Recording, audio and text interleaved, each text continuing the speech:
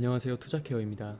오늘은 폴리곤의 새로운 소식을 브리핑 드릴 예정으로 시작하기 앞서 영상 하단 댓글 보시면 무료 정보방 링크가 있으니 차트 분석, 코인 시황, 주요일정 체크, 향후 전망 등 실시간으로 정보력이 필요하신 분들은 들어오시면 언제든 무료로 정보 받아보실 수 있으니까요. 언제든 부담없이 참여해 보시면 좋을 것 같습니다. 그럼 폴리곤의 최신 이슈 살펴보자면 첫 번째 소식은 제타 체인이 840만에 달하는 폴리곤 지갑 사용자에게 네트워크 전환 없이 유니버셜 앱에 접근할 수 있는 기능을 제공한다는 소식입니다. 제타 체인은 네이티브 비트코인과 이더리움부터 코스모스, 솔라나에 이르는 모든 체인을 아우르는 범용 앱을 지원하는 것을 목표로 이를 위해 제타 체인은 암호화폐 전반에 걸쳐 추상화된 체인 UX를 지원하는 최초의 유니버셜 블록체인을 개발했으며 제타 체인은 사용자가 비트코인, EVM, 레이어2 등 어떤 환경에 있든 상관없이 통합된 경험을 제공하는 것이 목표라고 거듭 강조했습니다. 현재 제타 체인 메인넷 베타는 폴리곤과 연결되어 있으며 840만 개의 활성 지갑을 가진 폴리곤 커뮤니티를 유니버셜 블록체인 생태계로 통합하고 있고, 유니버셜 앱은 제타 체인의 EVM 스마트 계약으로 현재 폴리곤을 포함한 여러 블록체인의 네이티브로 연결되어 있으며,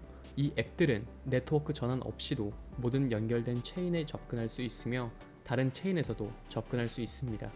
예를 들어 비트코인 사용자는 유니버셜 앱을 통해 USDC를 폴리곤의 수신자에게 전송할 수 있고, 폴리곤 사용자는 제타 체인에서 NFT를 구매한 뒤 이를 BNB 체인의 계정으로 전송할 수 있으며, 암호화폐 사용자는 선호하는 폴리곤 지갑에서 네트워크를 전환하지 않고도 다양한 체인의 암호화폐에 접근할 수 있습니다.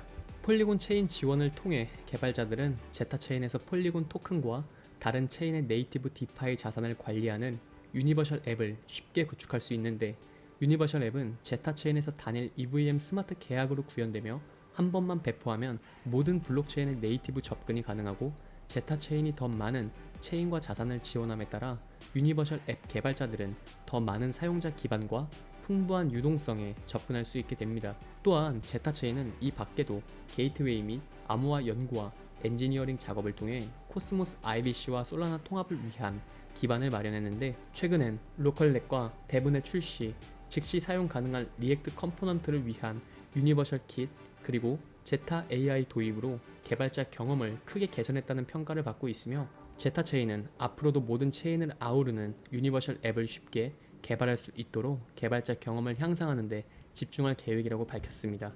이어서 다음 소식은 암호화폐뿐만 아니라 전세계 금융시장의 중요한 소식입니다.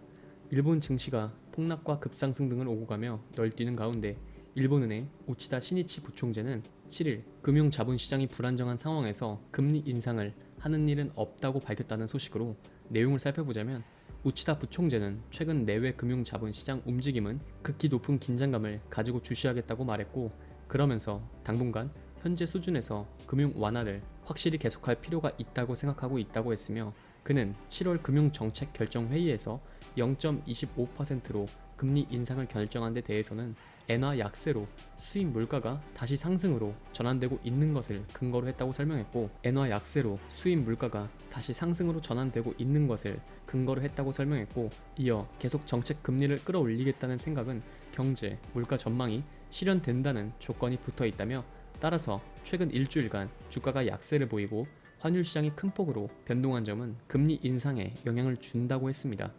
우치다 부총재는 주가 변동은 기업 투자 행동, 자산 효과 등을 통한 개인 소비, 나아가서는 경제 물가 전망에 영향을 주는 것으로 정책 운영상 중요한 요소라고 강조했습니다. 현행 0.25% 금리 수준에 대해서는 명목으로도 특히 실질 기준으로 보면 극히 낮은 수준이라고 지적하며, 주가 하락에 대해서는 미국 경제는 연착륙을 할 가능성이 높다고 생각하고 있다며, 일본 주가 상승 배경에는 기업 수익력 강화가 있으며 미일 양국 경제 펀더멘털즈가 크게 변했다고는 생각할 수가 없고, 주가 하락은 반응치고는 너무 크다고 말했습니다. 금리 인상 후 엔화 약세가 수정된 데 대해서는 물가 상승 리스크는 그만큼 작아졌다고 말하며, 최근 일본 증시에서 주가가 출렁이는 등 불안정한 모습을 나타내자 일각에서는 그 원인 중 하나로 우에다 가즈오 일본은행 총재의 지난달 발언을 문제 삼는 목소리가 나왔죠.